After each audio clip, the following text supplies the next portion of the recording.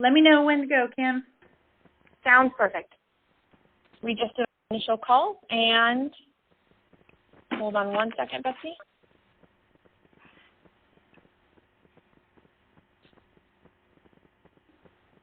We just left our first initial messages.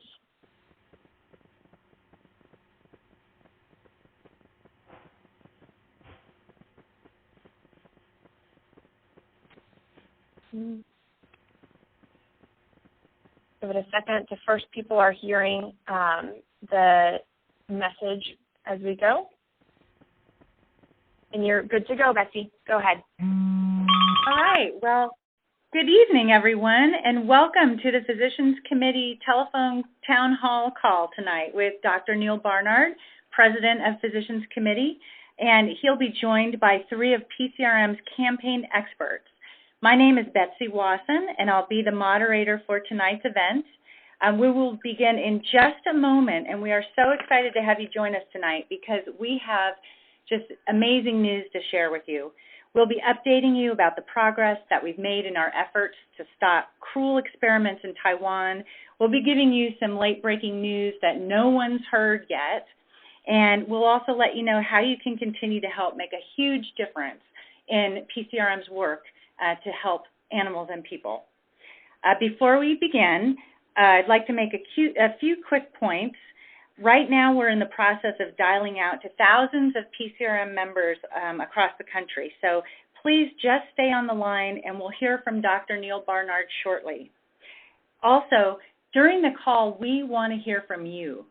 And you can press 0 on your telephone keypad at any time during the call to ask a question. And we'll answer as many as we can on the air as we go along. So again, once you start listening to Dr. Barnard and our staff give the updates, if you have a question, press 0 at any time. So if you've just joined us, and I see that we're getting many, many people on the line, good evening and welcome to the Physician Committee's telephone town hall with Dr. Neal Barnard, President of Physicians Committee. I'm Betsy Wasson, and I'll be the moderator for tonight's event. We plan to keep this call to a brief 30 minutes, so let's get this started, and I'll turn the call over to Dr. Neal Barnard, who is here to update you on the latest campaign progress at PCRM. Dr. Barnard? Thank you, Betsy, and thanks to everybody for joining the call. We have some terrific news. As Betsy mentioned, some victories that I want to share with you. But I want to tell you in a few minutes in this call, I am going to tell you about some of the most troubling animal experiments that I have heard proposed in a long time. These are things that have started, they are ongoing, and we aim to stop them, and I need your help with that. But first, before I tell you about the challenge, I want to tell you about some good news. Last year, we told you about some experiments in Taiwan on rabies.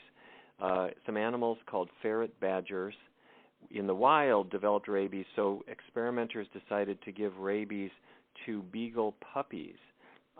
These animals would have developed rabies.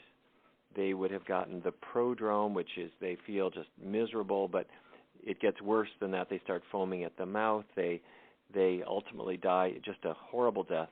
When we heard about it, we wanted to stop it, not only because it is just a terribly cruel experiment, but also because Taiwan is not an area where there is a lot of animal experimentation now, and if they got away with this, we were afraid that it would unleash lots more animal experiments. So the actress Maggie Q and Alec Baldwin and Ellen DeGeneres all jumped in with letters, but just as importantly, here at the Physicians Committee, we have the scientific expertise. So we pointed out that these experiments were just not necessary. And we had 2 scientists that really carried this work forward a great deal. One is named Sarah Cavanaugh, who is a virus expert and knows all about the rabies virus and went to Taiwan and testified there at a press conference and some other events that we had. And also really leading the charge on this campaign is a scientist, Mei Chun Lai, who is with us on the phone right now and is from Taiwan, obviously speaks the language, but also knows the science and was able to work in Taiwan to achieve a result. So, May, will you give us the latest on these terrible rabies experiments? Sure. Hi, everyone. After fighting so hard for this campaign for almost 9 months, I am excited to tell you that we've torn apart Taiwanese government's plan to inject rabies into beagle puppies. Because of your support and donation, our medical research specialist, Dr. Sarah Kavanagh, and I were able to fly to Taiwan and work with a local animal welfare group called EAST. We also worked with Taiwanese legislators on the ground, held a press conference, and arranged a public hearing. In addition to that, Ellen DeGeneres wrote a letter to Taiwan and had huge media coverage in Taiwan. Under so much pressure, the Taiwanese government finally removed the beagle puppies from their current experiment plan. In other words, we won. We will continue to keep an eye on the government. If they ever plan to conduct these cruel experiments on beagles, we will hammer them again. We would not win if PCRM doesn't have the experts in biological science. During this fight, we evaluated the experiment protocol very carefully and showed the major flaws to the media. But most importantly, on our last town hall call, we asked you to sign petitions, send emails, make phone calls, and donate to help us. And it worked. Together, we achieved an international victory for animals. Our scientific expertise combined with your passion and activism really made the difference. We can't thank you enough for stepping up in such a big way. Thank you so much. Oh, thank you, May. I know that the beagle puppies had no idea what was in store for them, but now it's not going to happen to them. They have been saved, and thank you for that, and thanks to all of our members for that. As I mentioned, I have an area where I need your help, but before I do that, I have some more good news, and I'm going to ask Ryan Merkley, who is our Associate Director for Research Policy, to jump in and give you some good news. But before we bring in Ryan, Betsy, would you mind telling everyone how they can ask a question, and also if they want to support this string of victories and bring in more victories, how they can support our work as well, please? Yes. So in just a little bit, we will bring some questions live to be answered.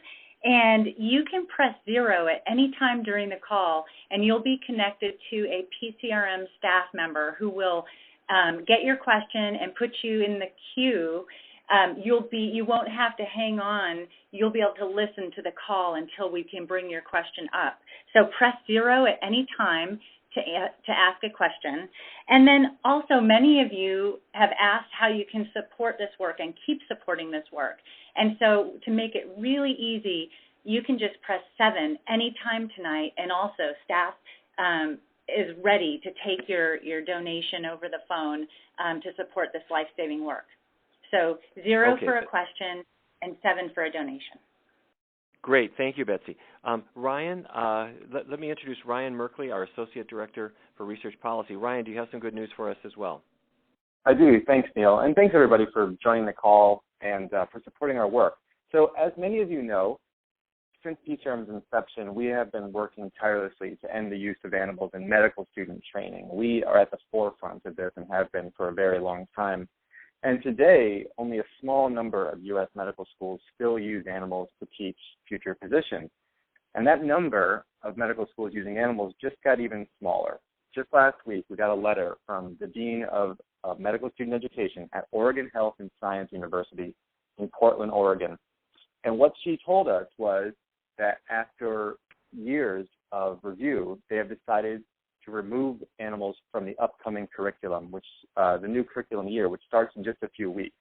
And this came about not serendipitously. It came about after years and years of PCRM work that involved lots of staff members, local physicians, medical students, billboards, advertisements, a lot of pressure on the school that ultimately caused them to really evaluate their curriculum. At one point, dogs were used in the curriculum. PCRM got those out. They switched to pigs.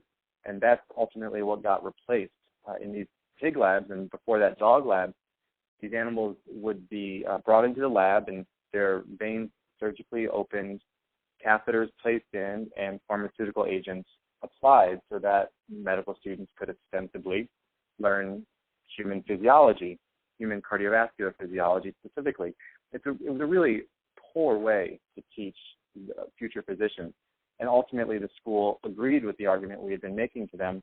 And now there are only 3 U.S. medical schools still using animals. Those are Johns Hopkins University in Baltimore, the University of Tennessee in Chattanooga, and the University of Mississippi. And so we took this victory we just had, and we applied it to all of those schools.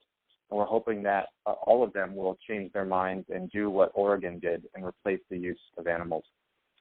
On that same front, regarding the use of animals in medical students or in medical training, as many of you know, about a year ago, we launched a campaign focused on Southern Illinois University in Springfield.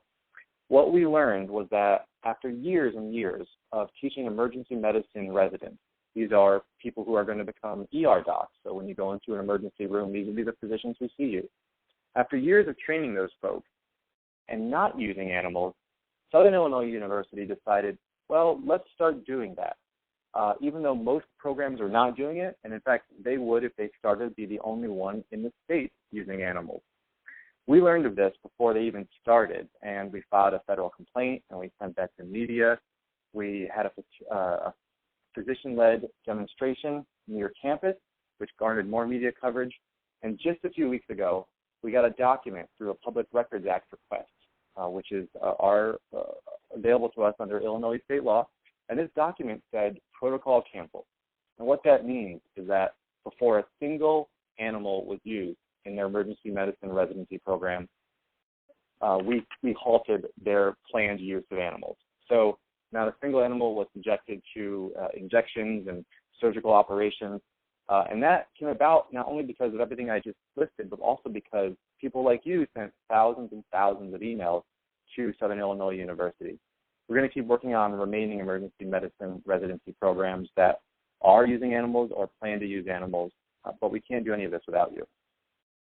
Great. Thank you, Ryan. This was a tough battle. You know, you can imagine what it's like. These dogs were terrified. The medical students in a group of 4 or 6 would tape them down to the table. They would insert the lines. They would then start giving them drugs. Ultimately, they would kill the animals, sometimes very slowly. And this killed the animals. It traumatized the students. They hated it. And we had students who had left school as a result. Some of them participated and were so demoralized by the experience. And those who went through it are the ones I'm really worried about, because they got this message that you need to be cruel to animals in order to succeed as a doctor. So we decided to end those. Out of 127 medical schools, we have one at 124. We got 3 left. We're going to win them at them as well. Okay, but in just a minute, we're going to take your questions. But there's something that I want to let you know about. Our new challenge now relates to experiments on alcohol. Alcohol, as you know, is used responsibly by a lot of people, but there are a lot of people who don't do so well with it. So we see fetal alcohol syndrome. We see alcohol toxicity to the liver. Well, you would think that the approach to that ought to mean maybe legal changes so that alcohol is not available underage and things like that, or maybe education programs so that pregnant women know not to drink at all. But the National Institutes of Health is funding experiments giving alcohol to animals, sometimes then impregnating the animals, making sure that the baby is dosed with alcohol, then killing, taking the baby out, taking the brain out, killing the animal. These experiments would just curl your hair. There were some experiments in Texas where sheep were given huge amounts of alcohol, then they were surgically opened up, their lambs were removed, their brains were taken out and studied, and then the sheep themselves were killed.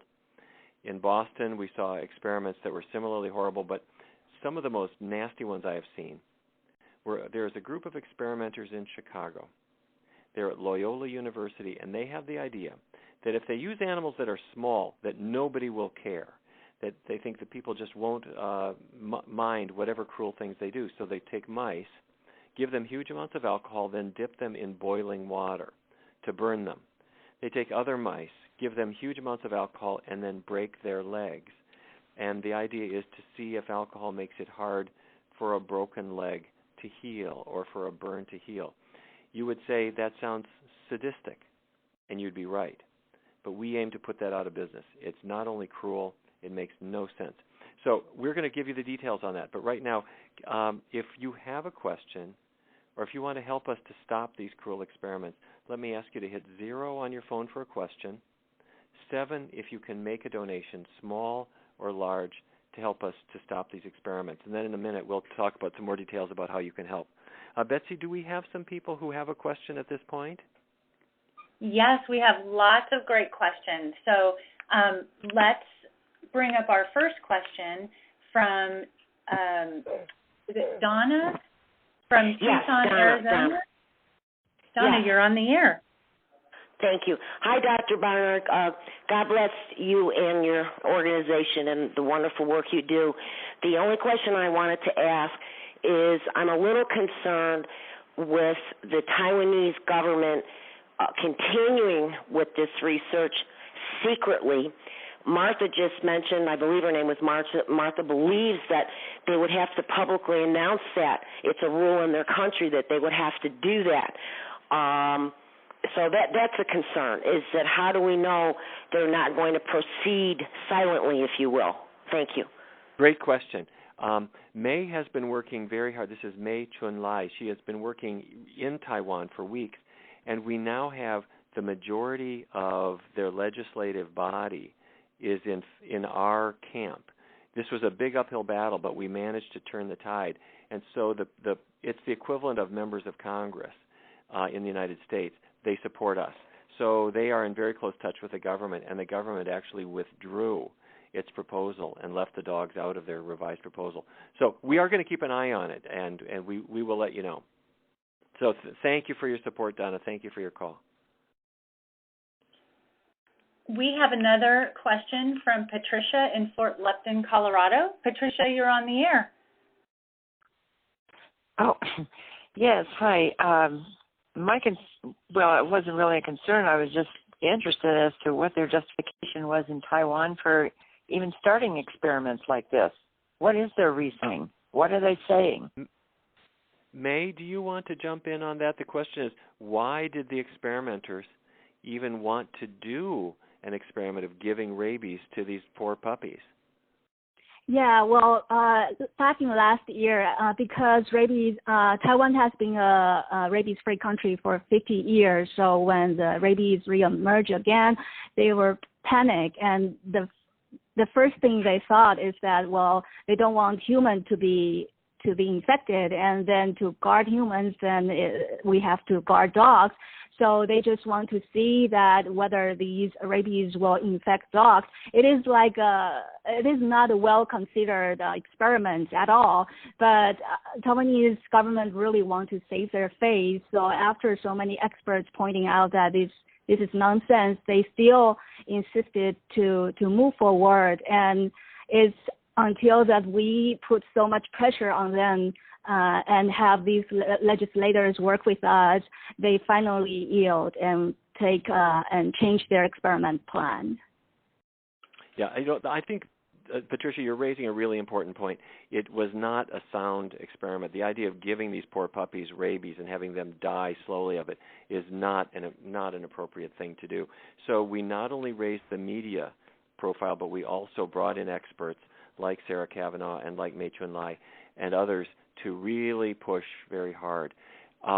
So, by the way, I want to mention that all of you who have supported this, thank you so much. There's no way that we could fly experts to Taiwan and work the media as we do and have consultants on the ground, work with the legislators there, work in a country where, frankly, dogs are not respected. You know, dogs have a rough life in the United States. They have an even worse time in Taiwan and many other Asian countries. And to get people to care, it takes scientific knowledge and it takes money. And those of you who have helped us with that, I'm extremely grateful to you. So now is the time when I'm going to ask even more support, because I want to go and tell you about some other experiments. I mentioned these briefly, but I'm going to ask Sarah Kavanaugh to jump in. These are the experiments where researchers are now giving alcohol to animals, breaking their legs, burning them. I'm talking about burning them while they are alive, and then having them live with their burns with no painkillers whatsoever. And their idea is, it might sound sadistic, but they figure if the animals are not popular animals, nobody will care, and they can get away with it. These are the kinds of people who, as children, you think, were they pulling the wings off flies? It really makes you wonder. Whatever their scientific rationale, we have to put an end to it. So, Sarah, let me introduce Sarah Cavanaugh, who is a scientific expert with us here. Sarah Cavanaugh, PhD, would you let us know a little bit about what's going on with alcohol experiments on animals? Sure, thank you. And thank you, everyone, for joining us tonight. The ultimate goal of our alcohol campaign is to convince the NIH that they should stop funding alcohol-related animal research. The National Institute of Alcohol Abuse and Alcoholism funds the majority of these studies. And part of the strategy that we've been employing is to highlight some of the worst experiments we can find to show the public what taxpayer money is actually being spent on. One example is Texas A&M University, where researchers are using sheep in fetal alcohol syndrome experiments. Pregnant sheep are surgically implanted with ports and catheters, and their fetuses are also implanted with catheters. The sheep are then infused with alcohol for an hour a day. It's the equivalent of between 9 and 10 shots of liquor for a human. They receive this liquor for 3 days. They get 4 days off.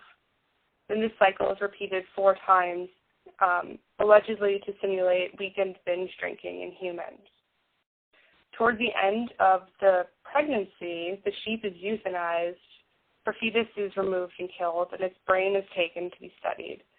And what they say they're trying to do is to understand how maternal drinking affects fetal brain development.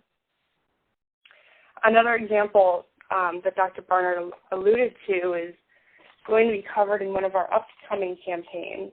At Loyola University in Chicago, there are a number of researchers who are studying the effect of alcohol on the body's response to traumatic injury.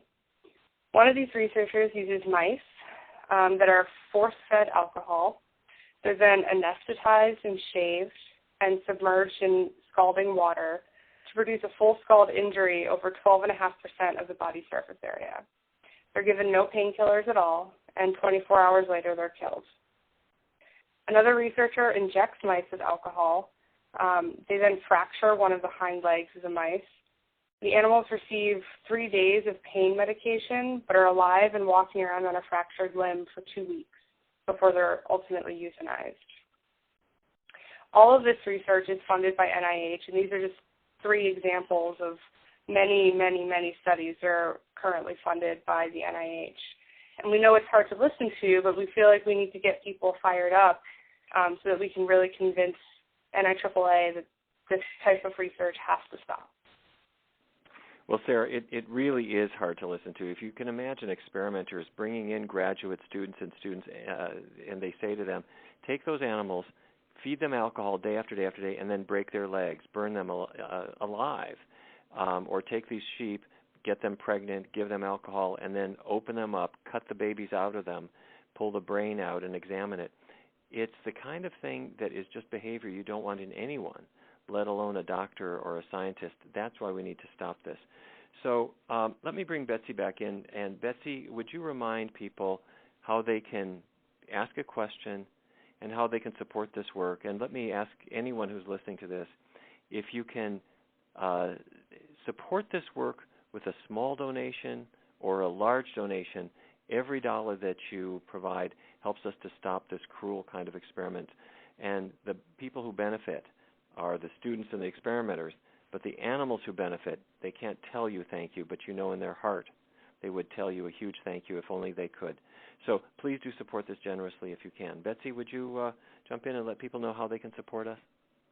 Yes, thank you. So the outpouring of support has been really great tonight, and our staff is answering your calls and taking your donations. You can press 7 at any time to make a donation to support this work, and then you can also press 0 to ask a question. Would you like to bring up a question? Yes, by all means. Okay. Let's hear from Maria in Phoenix, Arizona. Maria, you're live on the air, and you have a question about NIH? Yes. Hi, Dr. Barnard.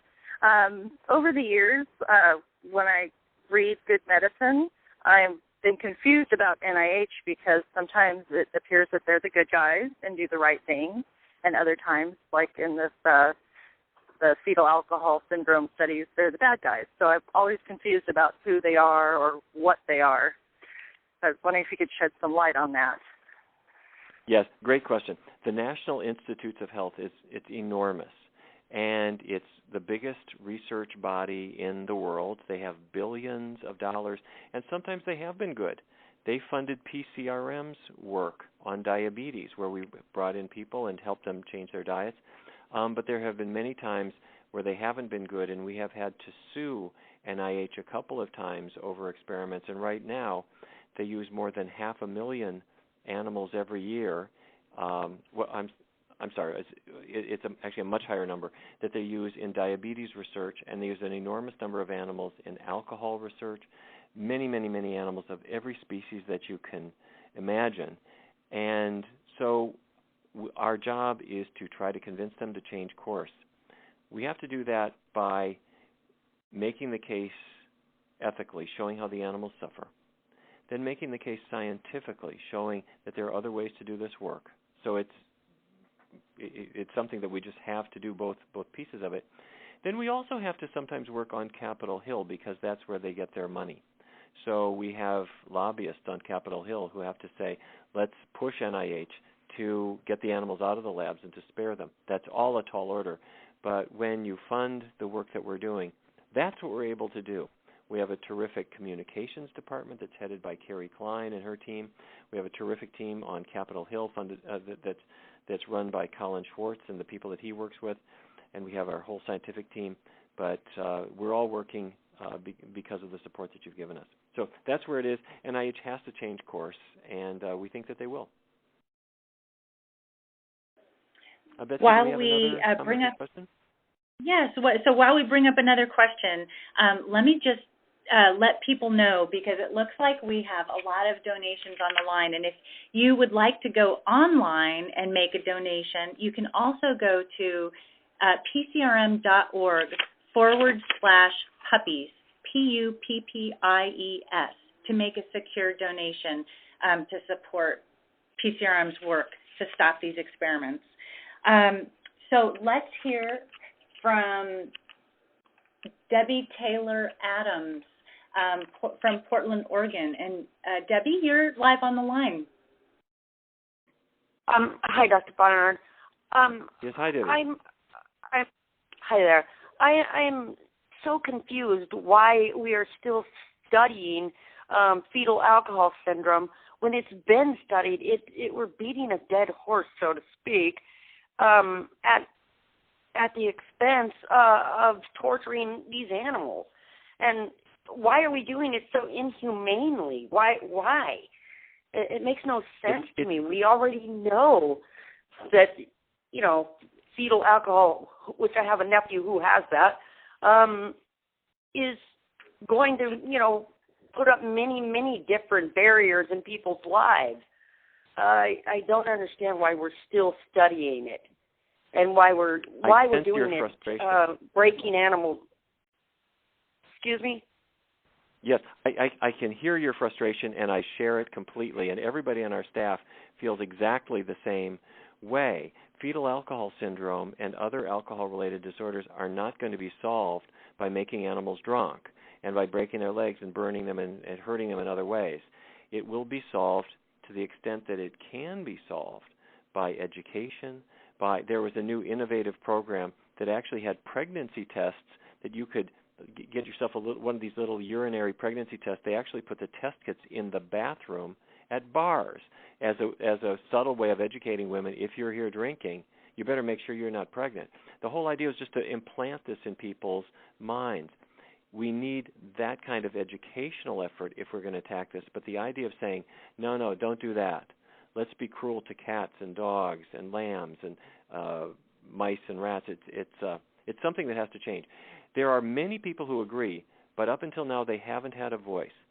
Physicians Committee is that voice. We are the only group that speaks up for the animals with scientific clout. And that's what we're doing. And we're doing it when it comes to the laboratories. We're doing it with NIH as well. And by the way, if anyone is feeling discouraged and you're thinking it's too big, there's no way we can win, I just want to remind you quickly, that's what people said about Taiwan. They said there's no way you can win. Well, we did win, as you just heard.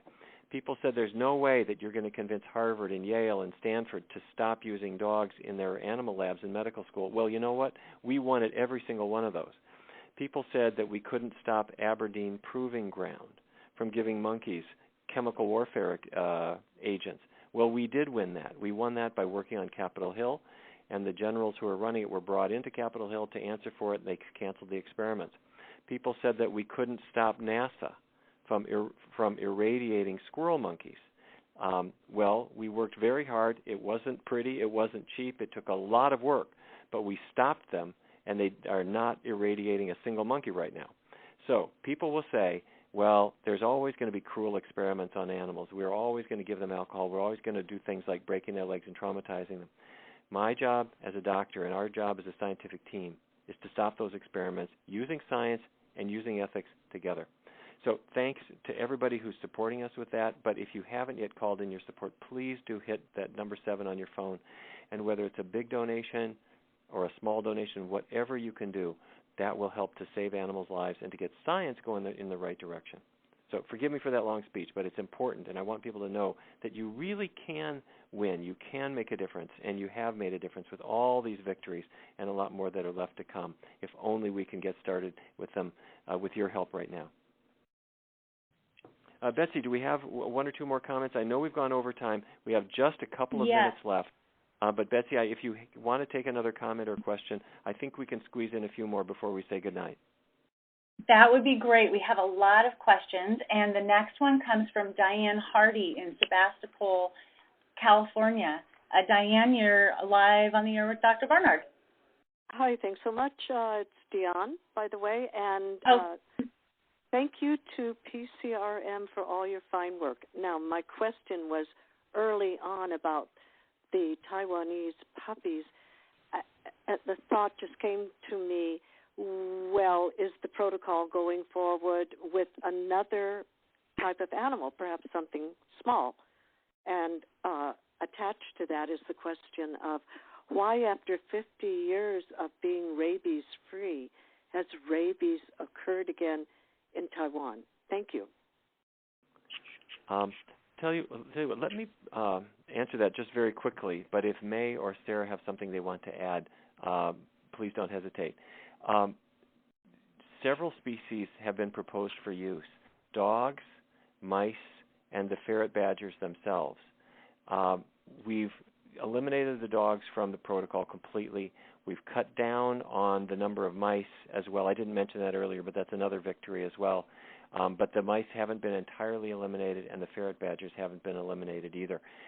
What they intend to do ultimately is to try to put out baited food that has a vaccine in it that hopefully will prevent the rabies in the ferret badgers. Something like that is done with raccoons and other species in the United States. So we're working on them to try to make sure that the cruel part of the experiments are eliminated. Should we take one more question, Dr. Barnard? Yes, by all means. And 0 for question 7 if you're able to support our work. Okay, so our last question comes from Lily in Lakewood, Colorado. Lily, you're on the air. Hi, thank you for taking my question. My question is, what kind of strategies will you be using regarding the experiments you're talking about through NIH with the sheep and the rats? What can you do? I mean, will you be sending out emails, petitions? How can we all help, in addition to the money? First of all, thank you so much for asking. The first thing that we do is we read through all of the experiments that these people have been publishing. We also use the law through their Freedom of Information Act. We get information about what they're funded to do, their laboratories, the violations that they may have had, legal trouble that they've been in. We assemble all that.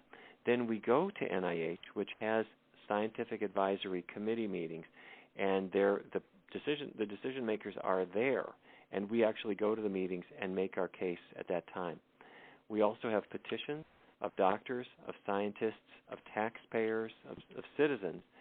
And then we, in addition to that, work the press. By that I mean we try to make sure that this sort of enterprise gets as much exposure as possible. So those are the main things that we do, and we're also on Capitol Hill because the people who appropriate the funds for NIH can be approached. So those are the things that work together. It's a long slog, but the ways that you can win are if an experiment has been cruel and the money needs to be renewed, we can sometimes get NIH to not renew it, or sometimes you can get these experiments actually canceled right in the middle of the grant. This is all a tall order, but it can all be done. We've gone over our time. We do have a lot of questions that we haven't been able to get to. Is there anything that you want to wrap up with, Dr. Barnard? I just want to say a huge thank you. I know many of you have jumped in with your support, and some people have been very, very, very generous. And everybody who's emailed, who's signed a petition, who's helped us in any way, who's given $1 of support, whatever you have done, thank you. The animals would thank you if they could, and I want to thank you on behalf of the team. So thanks so much. And also, if you're in the Washington, D.C. area, if you're coming out here for any reason, please come by and visit us. I'd love to have you meet our team. Great. Well, thank you all for joining us for this call tonight. And because we couldn't get to every question, you'll have an opportunity to leave a voicemail message when the call ends, and we'll be sure to give you a call back tomorrow and answer any questions that you still have. And you can also go online if you didn't get to make a donation and you want to support this work to pcrm.org/puppies. So your support means everything to us, and thanks for all you do. Have a great night. All right. Thanks, everyone. Good night. Bye-bye.